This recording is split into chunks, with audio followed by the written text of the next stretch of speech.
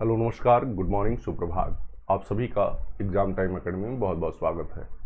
Exam time academy रोज की तरह फिर आपके सीटेट 2025 को टारगेट रखकर निश्चित रूप से प्रीवियस ईयर के प्रश्नों को हल करा रहा है। और आप ये देख रहे हैं रोज क्लास लाइव जा रही थी, लेकिन कुछ टेक्निकल प्रॉब्लम के कारण ये क्लास ऑफलाइन जा रही है। रिकॉर्डेड फॉर्म में आपको मिलेगी, आप अपने टाइम के अनुसार देख लीजिएगा, कोई समस्या नहीं है। समस्याएं हर जगह आती हैं, समाधान ठीक है निकालना हम लोगों को पड़ता है। निश्चित रूप से आप सभी इससे दिक्कत नहीं आनी चाहिए, क्योंकि रिकॉर्डेड क्लास भी उसी तरह की होती है जैसे लाइव वाली होती, बस उसमें कमेंट आप करते रहते हैं तो थोड़ा और मज़ा आता है। ठीक, तो आप अपना आकलन करिएगा कि इस पेपर में आपके कितने सही हो रहे थे और कमेंट के माध्यम से बताइएगा। ठीक है, तो देखिए ये पर्यावरण अध्ययन है 1 से 5 तक का, ये क्लास 10 है। इसके पहले 9 क्लास जा चुकी हैं। 7 जून 2019 का पेपर है और टारगेट है 2025 वाला सीटें। ठीक है, देखिए इसमें पहला क्वेश्चन क्या है, कह रहा कि हम सभी पुराने कुओं को देखते हैं जो अब सूख गए हैं। हमारे बड़े यह कहते हैं कि अब से लगभग 25-30 साल पहले इन कुओं में काफ़ी पानी था, परंतु अब ये पूरी तरह सूख गए हैं। निम्नलिखित में से कुओं के सूखने के संभावित सही कारणों को चुनिए। आखिर ये कुएं सूखे क्यों, इसी को बताना है आपको। कह रहा कि जिन झीलों तालाबों में वर्षा का पानी इकट्ठा होता था अब वहां नहीं है। जी, क्योंकि सतही जल जो भूमिगत जल है उसका स्रोत है वर्षा के पानी का इकट्ठा होना, और वही धीरे धीरे रिस कर अंदर जाता है। तो जब झील और तालाब ही नहीं रहे तो फिर कुएं कैसे रहेंगे। फिर कह रहा है पेड़ों, कुओं और आसपास के क्षेत्रों की जमीन अब कोल तार सीमेंट से ढक गई है। मतलब जहां पेड़ थे, कुएं थे, अब वहां सड़कें बन गई हैं। क्या बन गई हैं? सड़कें बन गई हैं। तो जो पट जाएगा तो फिर कहां से दिखेगा। फिर कह रहा कुओं का कोई उपयोग नहीं करता क्योंकि हर घर में टोटी लगी है। ये भी एक कारण है कि हर घर टोटी लग गई, नल लग गए, कुओं का उपयोग नहीं हो रहा था, जिसके कारण वह धीरे धीरे पट गए। समझ में आई बात? ये आप गांव गांव में भी देख रहे होंगे, पहले हर तीसरा घर कुआं हुआ करता था। ठीक, लेकिन जब से ये चापाकल यानी नल की व्यवस्था हो गई और टोटी लग गई घर घर, तब से ये दिक्कतें आने लगी। कह रहा भूमिगत पानी को खींचने के लिए कई विद्युत मोटर चलित पंप लग गए हैं। नहीं, ये गलत है। ठीक है, तो ए, बी और सी ये आपके सही कारण हैं कुओं के सूखने के, बाकी एक कारण जो है वो गलत है। तो इस तरह से आप प्रश्नों को आराम से पढ़ेंगे तो निश्चित रूप से आप जवाब दे पाएंगे। ठीक है, आप सभी का एग्जाम टाइम एकेडमी में बहुत बहुत स्वागत रहेगा। आप अपने सुविधा के अनुसार इस वीडियो को देख लीजिएगा। ठीक है, आपसे ये गुजारिश है। कह रहा कि पर्यावरण अध्ययन में संकल्पनाओं और मुद्दों को विज्ञान और सामाजिक विज्ञान विषय के रूप में नहीं रखा गया, क्यों? ठीक है, देखिए दो चीजों को पढ़ते समय ध्यान देना है। क्या पूछना चाह रहा है ये? संकल्पनाओं और मुद्दों को विज्ञान और सामाजिक विज्ञान के रूप में नहीं रखा गया, इसका कारण पूछ रहा है क्यों। इस आयु वर्ग के बच्चे अपने परिवेश को समग्र रूप से देखते हैं। यह शिक्षण अधिगम की एक अच्छी युक्ति है। यह पाठ्यक्रम के भार को कम करने के लिए है। सीबीएसई के द्वारा पर्यावरण अध्ययन के पाठ्यक्रम को इसी प्रकार से निर्धारित किया गया है। सबसे सही और सटीक आंसर दीजिएगा, तब आपको समझ में आएगा। ठीक है, तो देखिए सबसे सटीक आंसर यही है कि जो एनसीएफ 2005 है उसके अनुसार उसका मूल अवधारणा क्या है कि इस आयु के बच्चे अपने परिवेश को समग्र रूप से देखते हैं, मतलब अपने आसपास की चीजों से ही सीखते हैं। तो इतनी भारी भरकम चीज संकल्पना और मुद्दों की बात क्यों की जाए। सबसे पहले 1 से 5 के बच्चों के लिए पर्यावरण अध्ययन की कहाँ जरूरी है? अपने आसपास की चीजों का, परिवार है, मित्र है, पेड़ पौधे हैं, जानवर हैं, ठीक है, इस तरह की चीजों से जोड़ना है। तो पहला सबसे सटीक आंसर है।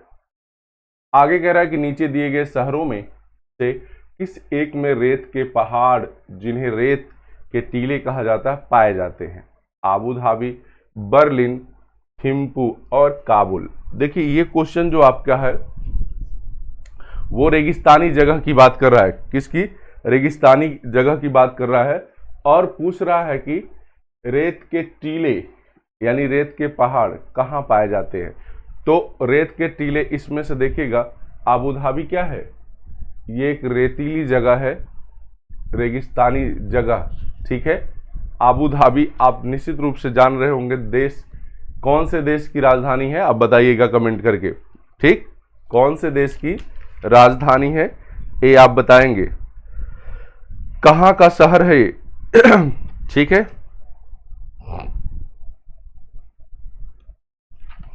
आइए देखिए अगला प्रश्न है आपका, कह रहा है कि पर्यावरण अध्ययन के पाठ्यक्रम में उप विषयों के स्थान पर थीम प्रस्तावित किया गया है, क्यों? उप विषय को ना शामिल करके थीम दिया गया है, क्या थीम दिया गया है, इसका कारण क्या है? बच्चों के परिवेशीय बोध में वृद्धि करने के लिए, बच्चों के स्थानीय परिवेश के मुद्दे से जुड़े हुए और अंतः संबंधित समझ के विकास के लिए उप विषयों की तुलना में थीम आधारित पर्यावरण अध्ययन का संपादन आसान होता है, या पर्यावरण अध्ययन में पाठों को कम करने के लिए? उचित कारण बताइएगा, ठीक है। अब एनसीएफ 2005 निश्चित रूप से आप पढ़ लीजिए, तब आपको समझ में आएगा क्या है।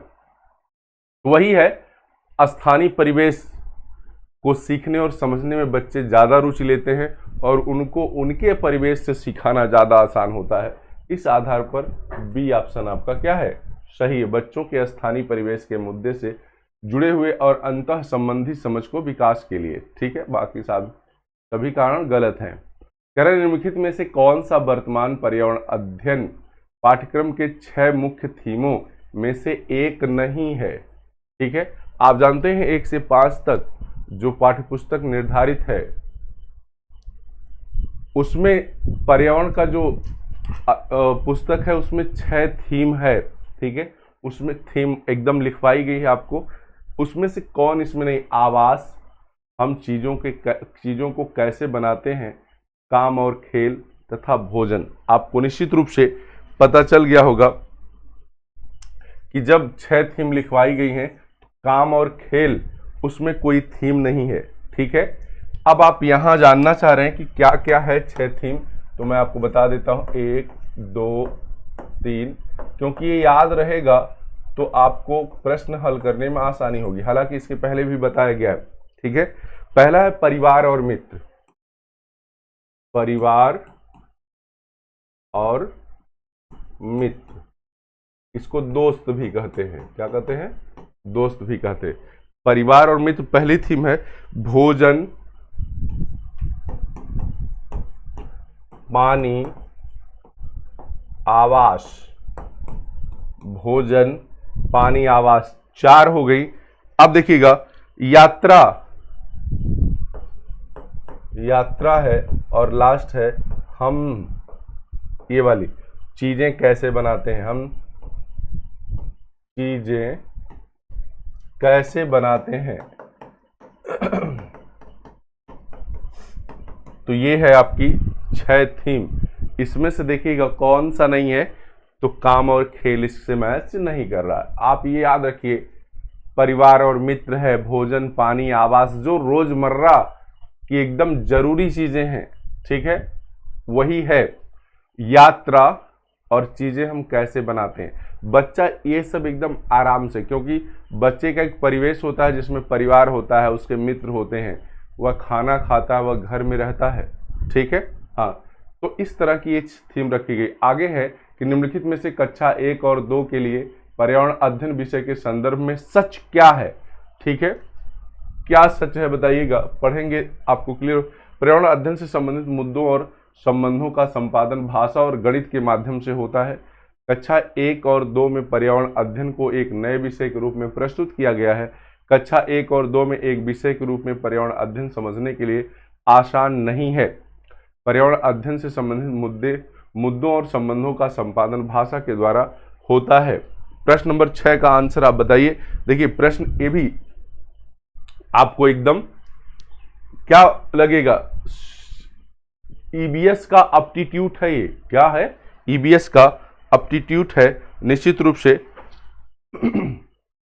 आप समझ पा रहे होंगे कि पर्यावरण अध्ययन से संबंधित संबंधों का संपादन भाषा और गणित के माध्यम से होता है। आप अपने बच्चों को देखिए सबसे पहले क्या सिखाते हैं, 1-10 तक गिनती गिन लो और उसकी भाषा को बोलने के लिए आप उसकी माँ का नाम पूछते हैं, उसके पिता का नाम पूछते हैं ताकि वो बोल पाए अच्छे से, ठीक है, क्योंकि इतनी ही जानकारी 1 से 2 के बच्चों को सबसे पहले हो पाएगी। ये 1 अंगुली है कि 2 अंगुली है, 5 अंगुली है, तो इस तरह से गणित का सहारा आप लेते हैं, किसका, गणित का सहारा लेते हैं और भाषा की बात करते हैं, तो ये सबसे सटीक आंसर है। आगे है कि निम्नलिखित में से क्या एक पर्यावरण अध्ययन में ज्ञान की रचना में बहुत ही महत्वपूर्ण है, बहुत ही महत्वपूर्ण, बच्चों की सक्रिय भागीदारी, बच्चों के ज्ञान को शिक्षकों के ज्ञान से जोड़ना, पर्यावरण अध्ययन को कक्षा की 4 दीवारी से बाहर रख सीखना, बच्चों के स्थानीय ज्ञान को विद्यालय के ज्ञान से संबंधित करना, ठीक है, बहुत ही महत्वपूर्ण है। और सबसे बड़ी बात देखिए आप बच्चों की सक्रिय भागीदारी, ये तो सही है, बच्चों के ज्ञान को शिक्षक के ज्ञान से जोड़ना ये थोड़ा टफ लग रहा है। बच्चों का ज्ञान 5 के स्तर का बच्चों का ज्ञान कहाँ से उतना रहेगा, ठीक है, पर्यावरण अध्ययन को कक्षा की 4 दीवारी से बाहर रखना ये सही है, बच्चों के स्थानीय ज्ञान को विद्यालय के ज्ञान से संबंधित करना ये भी सही है। ए, सी और डी आपका सही होगा, ए, सी और डी सही होगा, क्लियर, ए, सी और डी 7। आइएगा इसके बाद चलते हैं 8वां, कौन सा, 8वां, और देखिएगा कह रहा है कि पर्यावरण अध्ययन में बच्चों को जोड़ने की सबसे प्रभावशाली युक्ति है, सबसे प्रभावशाली पाठ्य पुस्तक का पठन नहीं, शिक्षक द्वारा व्याख्याएं ये भी नहीं, कक्षा निर्देशन ये भी नहीं, किस्से और कहानियां, क्योंकि छोटे उम्र के बच्चे कहानी और किस्से ज्यादा पसंद करते हैं, ठीक है, तो आप उनको इस माध्यम से कहानी, किस्से, वृतांत, इस माध्यम से उसको क्या कर, एक प्रभावशाली युक्ति होगी पर्यावरण अध्ययन के लिए छोटे बच्चों में। आगे देखिएगा कह रहा निम्नलिखित में से कौन सा एक पर्यावरण अध्ययन के संबंध में सच नहीं है, अब की बार नहीं है, 2 बार से सच ढूंढना था, अब की बार सच नहीं है, ऐसे देखना है। पर्यावरण अध्ययन को बाल केंद्रित अध्ययन है, ठीक है, ये तो कह रहा पर्यावरण अध्ययन बच्चों को अपने परिवेश को सीखने का अवसर देता है, ये भी सही है। पर्यावरण अध्ययन वर्णनों और परिभाषाओं पर बल देता है, यही गलत है, ठीक है। पर्यावरण अध्ययन की प्रकृति एकीकृत है, ये भी सही है, तो आपका सी जो है वो गलत हो जाएगा। देखिए मैं बार बार आपसे ये भी कह रहा हूं कि आप एक पेन और कॉपी भी लेकर बैठिए, जो चीज लगे कि नहीं तो ये समझ में आ रहा है उसके आंसर को नोट करिए, और एक पैटर्न है, आपकी 10 क्लासें हो गई, मतलब 10 पर्यावरण अध्ययन आपके पास जा चुका है, उसको अगर 10 को आप हल करेंगे ना एक साथ, तो आपको समझ में आएगा कि एक पैटर्न है बच्चों को सिखाने और समझने का, वही चीज आप नोट कर लेंगे तो आपको फिर पढ़ने की जरूरत ही नहीं पड़ेगी, ठीक है। कह रहा कि एक शिक्षक हमेशा क्रियाकलापों को कराने के बाद प्रश्नों और चर्चाओं का संचालन करता है, क्रियाकलापों और प्रश्नों चर्चाओं के संचालन करने का उद्देश्य क्या है, बच्चों की क्रिया कौशलों का अवलोकन, बच्चों को खोजने का अवसर देना, बच्चों को अपनी अभिव्यक्ति का अवसर देना, बच्चों में उनके सीखने की गति के आधार पर विभेद करना। प्रश्न नंबर 10, ठीक है, जल्दी से बताइएगा क्या सही है। देखिए तो आप पाएंगे क्या कि बच्चों की प्रक्रिया कौशल का आकलन करना, जाहिर सी बात है अगर आप बच्चों को सिखाते हैं और उनसे फिर प्रश्न करते हैं तो ये चीज आपको समझ में आएगी। फिर है बच्चों को खोजने का अवसर देना कि उन्होंने क्या सीखा है, ठीक है, उन्होंने क्या सीखा है इसकी जांच हो जाएगी, और अवसर भी मिलेगा कि जब आप सिखाने के बाद कह देंगे कि ये चीज करिए तो वो खोजने का अवसर भी उनको मिलेगा, और बच्चों को अपनी अभिव्यक्ति का अवसर देना है, वो कुछ कहना भी चाहेंगे उस बारे में, अभिव्यक्त मतलब बोलना। ये डी गलत है। क्या है? डी गलत है, क्योंकि विभेद यानी भेद करना कोई बात नहीं होती है, यानी ए बी और सी सही है। ठीक है, ए बी और सी। आगे देखिए, कह रहे पर्यावरण अध्ययन में बच्चों को पाठ्यपुस्तकों और शिक्षकों के अलावा अन्य स्रोतों की मदद लेने के लिए प्रोत्साहित करना चाहिए, क्यों? पाठ्यपुस्तकों और शिक्षकों के अलावा यानी अतिरिक्त अन्य स्रोतों के लिए भी अन्य स्रोतों के लिए प्रोत्साहित करना चाहिए, क्यों? पर्यावरण अध्ययन सीखने के लिए पाठ्यपुस्तक और शिक्षा ही स्रोत नहीं है, ये तो बात ठीक है। यह पर्यावरण अध्ययन सीखने के लिए समुदाय और माता पिता की उपस्थिति का विकास करेगा। यह शिक्षकों को बच्चों की पृष्ठभूमि को जानने का अवसर देगा। यह बच्चों के सौंदर्यगत और मनोक्रियात्मक कौशल का विकास करेगा। 11वां प्रश्न का देखिए, ये कूट दिया है, यानी एक से ज्यादा आंसर इसमें क्या है? सही है आपके। तो देखिएगा, यह पर्यावरण अध्ययन सीखने के लिए समुदाय और माता पिता, बिल्कुल सही है, ये भी सही है, ये सही था ही। इसके बाद यह शिक्षकों को बच्चों की पृष्ठभूमि समझने का अवसर देगा, ये भी सही है। ये बच्चे ये थोड़ा टफ नहीं हो जाएगा बच्चों के लिए, तो डी नहीं सही है, बाकी ए और बी सी सही है। क्लियर? 1 से 5 तक के बच्चों की उम्र को देखकर, उनके स्तर को देखकर प्रश्न देना। निम्नलिखित में से क्या पर्यावरण अध्ययन में आकलन के लिए संकेतक नहीं होना चाहिए? ठीक है, सहभागिता, याद करना, प्रश्न पूछना, न्याय और समानता के प्रति रोकना। तो याद करना बिल्कुल भी क्या है? ये सही नहीं है बच्चों। याद करने के लिए नहीं कोई चीज बल दी जाती है। ठीक है, याद करने पे बल नहीं दिया जाता है। ठीक ना जी, समझ में आई बात? इसलिए तुरंत कटेगा ये, जहां ऐसी बात रटना, याद करना, ये सब गलत हो जाएगा।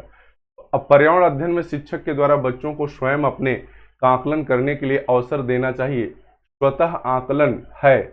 स्वतः आकलन क्या होता है? सीखने के लिए समान आकलन, सीखने का आकलन, सीखने के लिए आकलन, CCE, जल्दी से बताइएगा तो आपको समझ में आएगा। सीखने के लिए समान आकलन क्या है?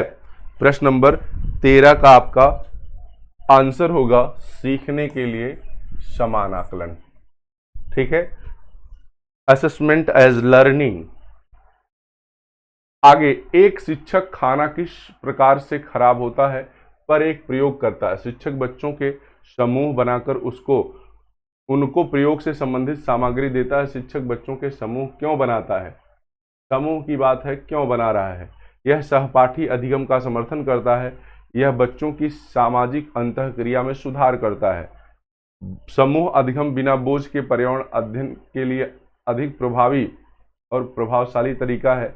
कक्षा में अनुशासन को बनाए रखने के लिए समूह में अधिगम एक महत्वपूर्ण युक्ति है। देखिए, 14 प्रश्न का आंसर आप देखेंगे तो आपको समझ में आएगा कि समूह में शिक्षा का यह सहपाठी अधिगम का समर्थन करता है और दूसरा यह बच्चों की सामाजिक अंतःक्रिया में सुधार करता है। बाकी ये दोनों उतने सही नहीं है।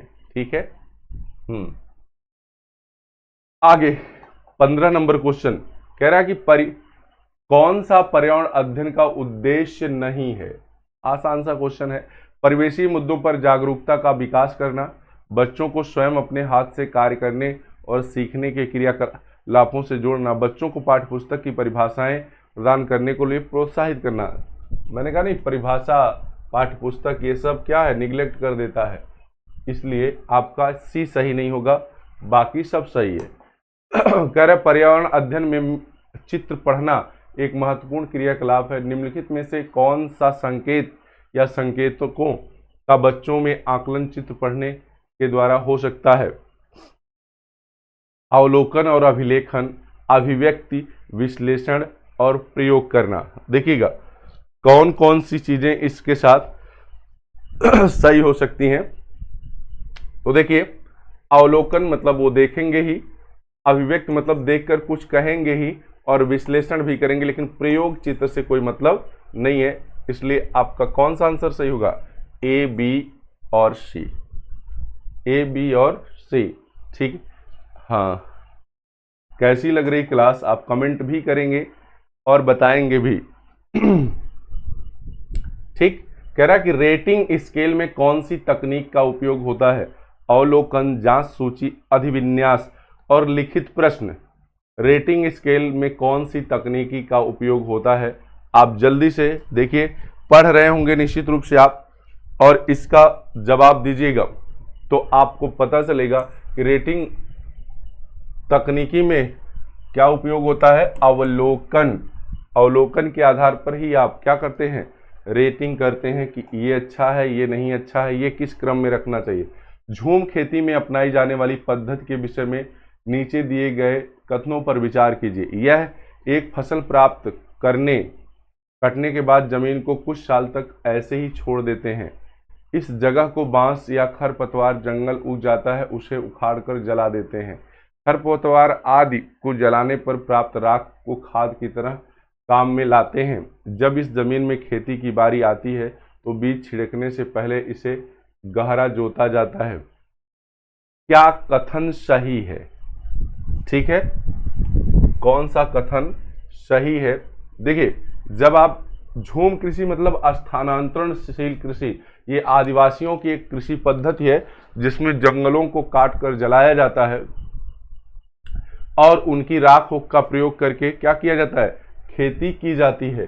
तो देखिए, ये तो एकदम सही है, सी एकदम सही है, ठीक है। और सी ऑप्शन किसके साथ है? बी के साथ है, ठीक है। बी भी सही होगा, क्लियर, यानी बी और सी, बी और सी। झूम कृषि आपके मेघालय में होती है, आपके यहाँ पूर्वोत्तर भारत में झूम कृषि। करा किसी पर्वतीय क्षेत्र में प्रेक्षण करने पर यह पाया गया कि लोगों ने अपने घर मिट्टी, पत्थर, लकड़ी और चूने से बनाए हैं। यह घर 2 मंजिलें हैं। नीचे की मंजिल पर जानवरों को रखते हैं तथा ज़रूरत का सामान भी इकट्ठा करके रखते हैं। वह स्वयं पहली मंजिल पर रहते हैं। सभी घरों की छत समतल तथा इन्हें पेड़ों के मोटे तनों से बनाया गया है। यह पर्वतीय क्षेत्र नीचे दिए गए कहाँ का है? बताइएगा। ये आप कई बार प्रश्नों को पढ़ते हुए देखे होंगे, ठीक है ना जी। तो ये बताइएगा, ये कहाँ का है?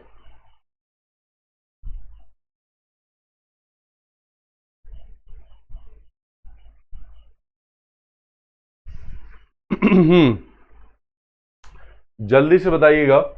इसके बारे में आपको कई बार ये प्रश्न इस टाइप का आ चुका होगा। ये किसी जगह के घरों मकानों का विश्लेषण कर रहा है, तो जल्दी बताइए। आपको लगेगा कहाँ का है ये? जम्मू कश्मीर। कहाँ? जम्मू कश्मीर। पर्वतीय क्षेत्र तो सभी हैं, लेकिन घर और मकान समतल अगर बने हैं तो मतलब क्या है कि वहां बहुत बारिश भी नहीं हो रही है और बहुत ज्यादा ये बर्फ भी नहीं पड़, क्योंकि बर्फ पड़ेगी तो समतल घर नहीं बनेंगे, क्या बनेंगे? ढालू बनते हैं, ठीक है। ये बात है कहाँ? अरुणाचल प्रदेश, जम्मू कश्मीर की। कह रहे आमतौर पर यह माना जाता है कि रात में जागने वाले जानवर हर चीज को जिस रंग में देखते हैं वे रंग है। रात में जो जानवर देखते हैं वो किस रंग में देखते हैं चीजों को? तो आप जान लीजिएगा, रात कोई प्रकाश जब नहीं होता तो हर चीज काली और सफेद दिखाई देती है। हर चीज कैसी दिखाई देती है? काली और सफेद। आसान क्वेश्चन रहा था। कह रहा केचुआ को किसान का मित्र माना जाता है, ठीक है। इसके लिए निम्नलिखित में से कौन सी चीजें मतलब सही कारण बताना है? केचुआ मृत पत्तियों और पौधों को खाते हैं तथा इनके मल से जमीन उपजाऊ बनती है। केचुआ खरपतवार खाते हैं, इससे मुख्य फसल की रक्षा होती है। केचुआ जमीन में छेद बनाते हैं जिससे जमीन पोली हो जाती है। केचुआ द्वारा बनाए गए छेदों से जमीन को आसानी से हवा और पानी मिल जाता है। केचुआ को किसान का मित्र कहा गया। भाई बताइएगा कौन सही है? केचुए के बारे में कौन सा सही है? तो आपको लगेगा केचुआ मृत पत्तियों और पौधों को खाते, इनके मल से जमीन उपजाऊ बनती, ठीक है। इसको अगर छोड़ दें, ऐसे तो देखिए केचुआ खरपतवार खाते हैं जिससे मुख्य फसल की रक्षा होती है, ठीक। केचुआ जमीन छेद कर, ये और ये तो एकदम सही है, ठीक है। बात इसमें दोनों में से है क्योंकि ऑप्शन सभी का कोई विकल्प नहीं था।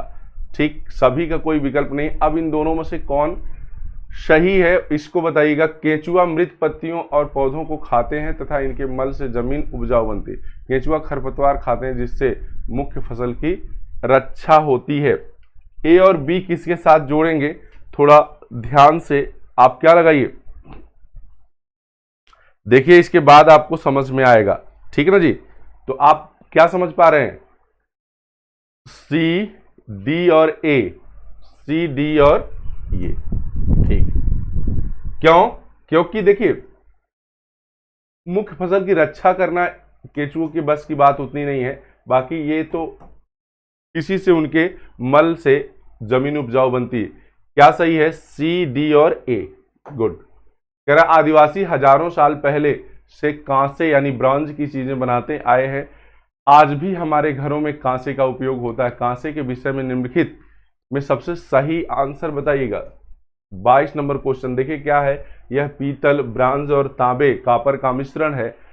यह तांबे कापर जस्ता जिंक तथा एल्युमिनियम का मिश्रण है। यह तांबे कापर मतलब तांबा को ही कापर कहते हैं और टिन का मिश्रण है, एल्युमिनियम और तांबे कापर। यह मिश्र धातु पर आया हुआ प्रश्न है, आप सभी इसको निश्चित रूप से लगाइएगा। तो देखिए जब कांसा ब्रॉन्ज की बात की जाए, कांसे की बात की जाए, तो जान लीजिएगा यह कापर और टिन का मिश्रण है। ब्रॉन्ज किसका मिश्रण है, कापर और टिन का, ठीक है। आगे कह रहा नारियल डली हुई किसी भी करी के साथ उबला हुआ टैपियोका निम्नलिखित में से किस क्षेत्र का प्रिय भोजन है। बहुत अच्छा, टैपियोका, ये प्रश्न आ चुका है जल्दी से। पश्चिम बंगाल नो, बिहार नो। अब इसमें दोनों में आप कंफ्यूज होंगे कि टैपियोका तमिलनाडु में है कि केरला में है, जल्दी बताइएगा। तो आपको ये क्वेश्चन आ गया है कहीं पिछले वर्षों में। टैपियोका केरल का एक प्रमुख व्यंजन है। केरल निम्नलिखित में से त्योहारों के उस समूह को चुनिए जिन्हें पूर्णिमा को मनाया जाता है। होली, महाशिवरात्रि, बुद्ध जयंती। होली, रक्षाबंधन, गुरु नानक जन्म दिवस। दिवाली, महाशिवरात्रि, गुरु नानक जन्म दिवस। दिवाली, गुरु नानक। अब देखिए रक्षाबंधन तो होता है पूर्णमासी को रक्षाबंधन होता है। रक्षाबंधन जहां जहां हो उसी दोनों में कंफ्यूजन होगी आपको। बी और डी, बी और डी में से कौन सा सही है जल्दी बताइएगा, तो आपको समझ में आएगा कि बी सही है। होली भी पूर्णमासी होती क्योंकि उसके बाद अगला महीना लग जाता है। रक्षाबंधन भी होता है और गुरु नानक जयंती भी, ठीक है। तो बी सही होगा। आगे कह निम्नलिखित राज्यों के समूहों में से किस एक समूह के समुद्र तट अरब सागर पर लगते हैं। अरब सागर पर, तो ये देखिएगा ये आपका अरब सागर है, ठीक है। ये है बंगाल की खाड़ी। अब आप बताइए कौन से राज्य, आंध्र प्रदेश।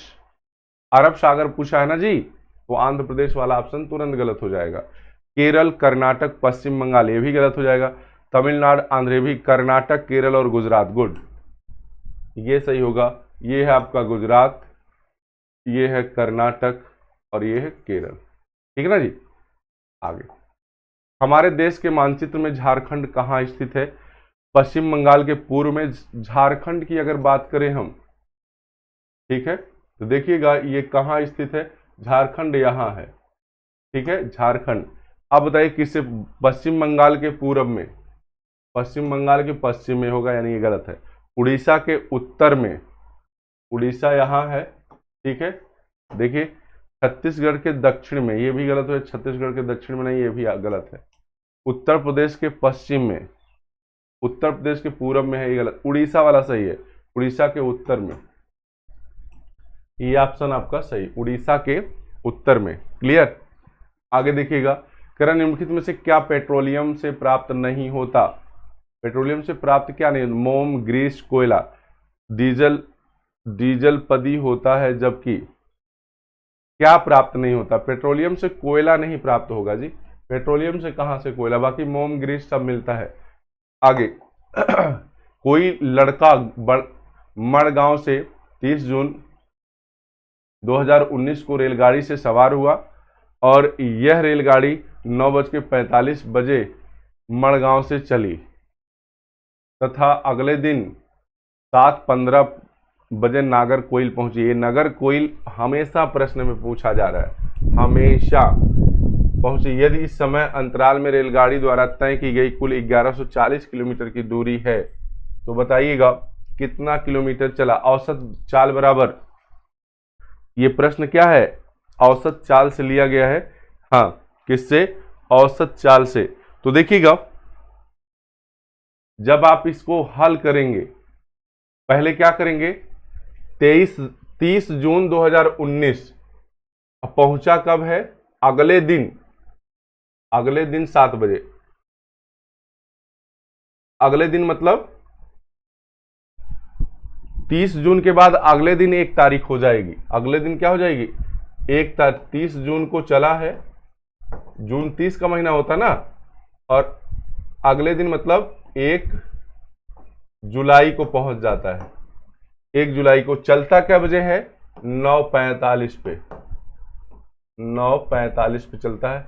अगले दिन पहुंचता है 7 बजे।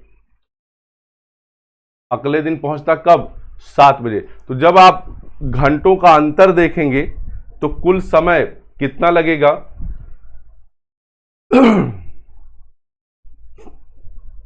21 घंटा 30 मिनट। कुल समय कितना लगेगा, 21 घंटा 30 मिनट। 21 घंटा 30 मिनट। अब आप सोच रहे होंगे कैसे लगेगा। अब देखिए कैसे लगेगा, तो 9:45 से अगले दिन 9:45 24 घंटा हो जाएगा। कितना, 24 घंटा हो जाएगा। लेकिन 24 घंटे में कितना अंतर है, क्योंकि देखिए 9:45 बजने में कितना, 7:29 होता है ना, 7:29, ठीक। तो कितना अंतर हो जा रहा है, ये 7:29, अरे भाई देखिएगा 7:29 होता है। इसके बाद 30 मिनट, लगभग 2.5 घंटे का अंतर हो रहा है। अगर इसमें से घटा लेंगे 24 में से तो आपको आ जाएगा, 2.5 घंटा घटाएंगे तो 21 घंटा 30 मिनट हो जाएगा। समझ में आई बात। 24 में से अगर 2.5 घटाएंगे। अब चूंकि कुल दूरी चला है, ये जब तक निकाल नहीं पाएंगे तब तक नहीं आएगा सही से। 21.3 से भाग दे देंगे तो आपको आ जाएगा कितना, 53 समथिंग आएगा। और इसलिए आपका आंसर ये दिया हुआ है 53 किलोमीटर प्रति घंटा। काट के देख लीजिएगा, आ जाएगा 53 किलोमीटर प्रति घंटा। आसान सवाल होता है, बस आपको निकालने की जरूरत होती है, ठीक है। कह रहा हमारे देश के एक जंगल में उस जंगल के लोगों यानी आदिवासी की खेती के लिए जमीन ग्राम पंचायत द्वारा एक विशेष मात्रक यूनिट अथवा इकाई में, जिसे टीन कहते हैं, आवंटित की जाती है, ठीक है। टीन क्या है, टीन क्या है, ठीक है। वह भूमि जिस पर कोई किसान एक टीन बीज बोता है, वह भूमि जिससे कोई किसान एक टीन बीज उत्पन्न करता है। यह भूमि का मात्रक है जिसकी अभिकल्पना विशेष रूप से जंगलों के किसानों के लिए की गई है। वह भूमि जिसकी बीमाएं 100 मीटर गुणे 100 मीटर के बराबर होती है। क्वेश्चन नंबर 29 जल्दी से दीजिएगा, ठीक। तो आपको बताऊं कि वह भूमि जिस पर कोई किसान एक टीन बीज बोता है, ये आदिवासियों की अपना एक पैमाना है, ठीक है, उसे कहते हैं। और लास्ट क्वेश्चन आज का है कि यदि आप यक्ष पर स्थित हैं, बहुत ही आसान क्वेश्चन होता है। अब देखिए यक्ष पर स्थित है और आपका विद्यालय वायु पर स्थित है। पहले आप यक्ष पर स्थित हो जाइए। ये यक्ष पर घर है आपका। आपके घर से आपके विद्यालय तक जाने का कोई सीधी सड़क नहीं, ठीक है। अतः आप ए पर जाते हैं। आप पहले ए पर जाते हैं जो यक्ष के ठीक उत्तर में है। यक्ष के ठीक उत्तर में ये 30 मीटर पर हो गया ए। फिर आप बी पर जाते हैं जो ए के ठीक पश्चिम में 40 मीटर है। ए के ठीक पश्चिम में ये हो गया 40 मीटर दूरी पर है। फिर आप सी पर जाते हैं जो बी के ठीक उत्तर में है, ठीक उत्तर में 30 मीटर, ठीक है, ये हो गया 30 मीटर, ठीक। और अंत में आप वाई पर पहुंच जाते हैं, जो विद्यालय पहुंच जाते हैं, जो सी के, ये आपका सी हो गया, जो सी के ठीक पश्चिम में 40 मीटर है, पश्चिम में कितना है 40 मीटर, 40 मीटर। तो यही पूछ रहा है कि विद्यालय के सापेक्ष घर की सही दिशा क्या है। ये वाई हो गया विद्यालय, कह रहा है कि घर की सही दिशा क्या है। तो आप मुझे बताइएगा ये घर की सही दिशा क्या है। आप उत्तर पश्चिम, ठीक है, ये क्या होगा उत्तर पश्चिम, क्योंकि आपको बताया गया है ये उत्तर होता है, ये दक्षिण होता है, ये पश्चिम होता है और ये पूरब होता है। इसका घर ऐसे दिख रहा है ना, ये हो गया उत्तर और पश्चिम। डी ऑप्शन आपका सही होगा। कौन सा? डी ऑप्शन सही होगा। निश्चित रूप से आपको आ गया होगा वो, ठीक है। कौन सा ऑप्शन? डी ऑप्शन सही हो।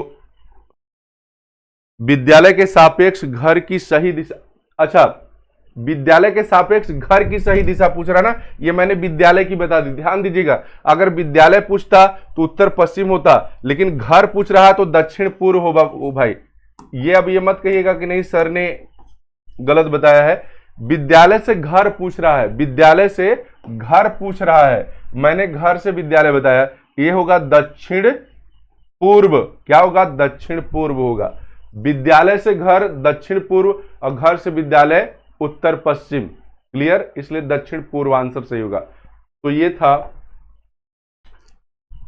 आज का वीडियो। कैसा लगा है बताते जाइएगा। देखिए, जो औसत चाल वाला प्रश्न है, ठीक है, उसको आपको एक बार समझना पड़ेगा कि कैसे औसत चाल निकाली जाती है। औसत चाल बराबर होता है कुल चली गई दूरी बटे समय। तो समय ज्ञात करना, ठीक है, कि 9:30 बजे से अगले 9:30 बजे तक 24 घंटा होगा।